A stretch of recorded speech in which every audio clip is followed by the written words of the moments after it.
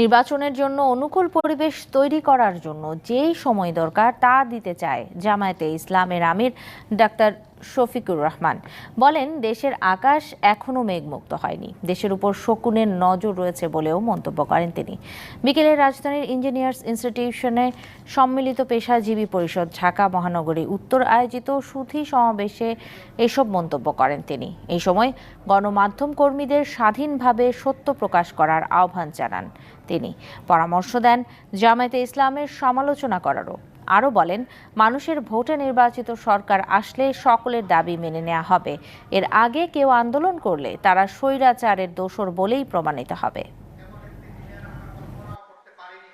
বর্তমানে যে সরকার আছে, নির্বাচনের জন্য একটা অনুকূল পরিবেশ তৈরি করবেন। যখনই অনুকূল পরিবেশ তৈরি হয়ে যাবে, তখন একটি অর্থবহ, গ্রহণযোগ্য, সুষ্ঠু নির্বাচন